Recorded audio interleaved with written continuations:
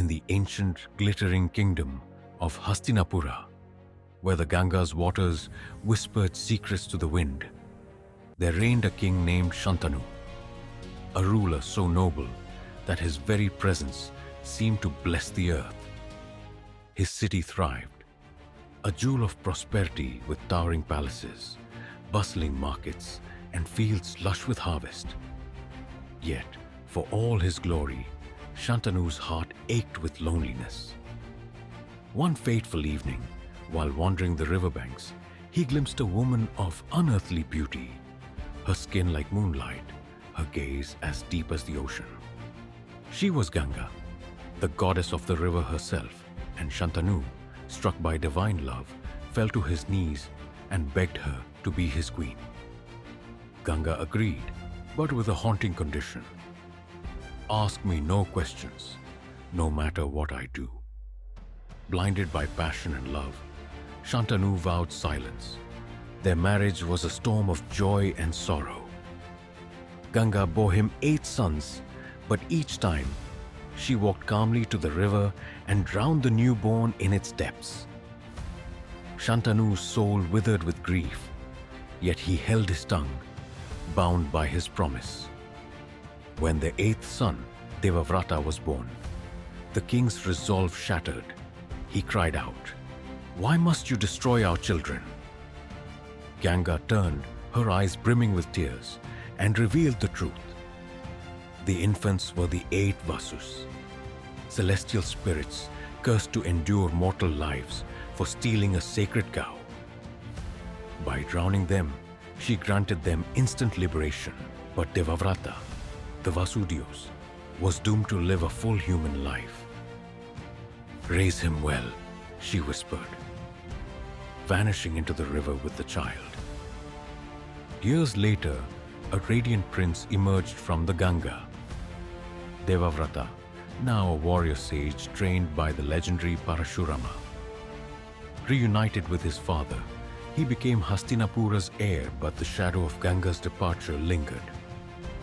Shantanu, though overjoyed, could never forget the price of his silence. Time flowed like the river, and Shantanu, now aged, wandered the banks of the Yamuna, where fate intervened once more. He encountered Satyavati, a fairy woman whose beauty was eclipsed only by the hypnotic fragrance of lotus blossoms that clung to her, a boon from her past encounter with the sage Parashara, who had blessed her. Smitten, Shantanu begged her adoptive father, a tribal chieftain, for her hand. The fisherman agreed, but with a cruel condition. "Only Satyavati's sons shall inherit your throne."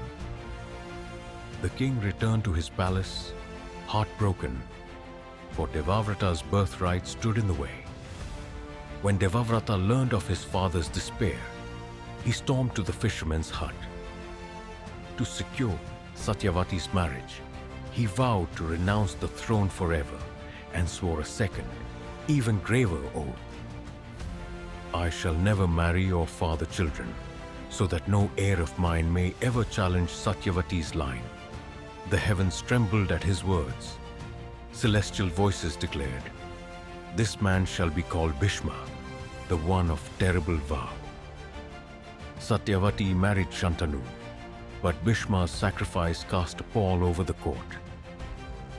The prince's celibacy and surrender of power sowed seeds of discord that would haunt the dynasty for generations. Satyavati bore Shantanu 2 sons.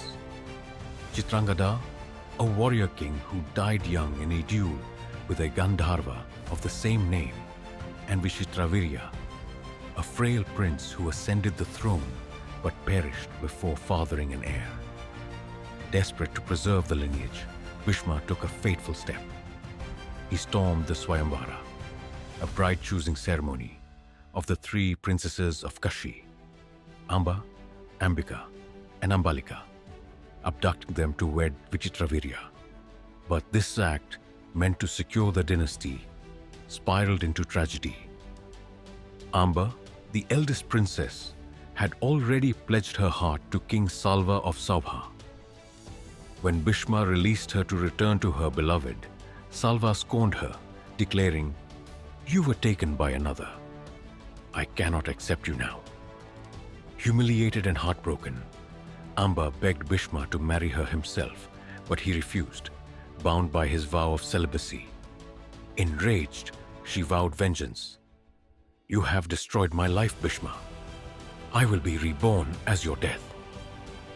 Amba embarked on a grueling penance, her fury echoing in the forests. The god Shiva appeared, granting her a boon. "In your next life, you shall slay Bhishma." To fulfill this, Amba immolated herself in a pyre, her soul reborn as Shikandi, the daughter of King Drupada. Through divine intervention, Shikandi later became a warrior, the living weapon destined to bring down the invincible Bhishma.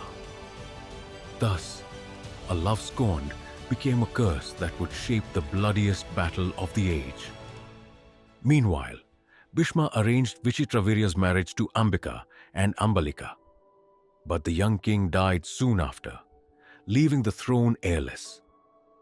Desperate, Satyavati summoned her firstborn son, Vyasa, a sage born of her youthful union with the wandering Rishi Parashara. Vyasa, with his wild hair, ash-smeared body, and piercing eyes, was tasked with fathering heirs through Nayoga, a sacred rite with the widowed queens. The queens recoiled at Vyasa's fearsome appearance. Ambika, trembling, shut her eyes during their union, and so her son, Dhritarashtra, was born blind. Ambalika turned pale with fear, cursing her son Pandu with an unnatural pallor and frailty. A third child, Vidura, was conceived with a maid who served in Ambika's stead, a boy destined to embody wisdom and justice but barred from kingship due to his low birth. As the princess grew, Hastinapura's cracks deepened. Dhritarashtra's blindness spread insecurity. Pandu's weakness invited doubt. Vidura, though denied the throne, became the kingdom's moral compass, his counsel sharp as a blade.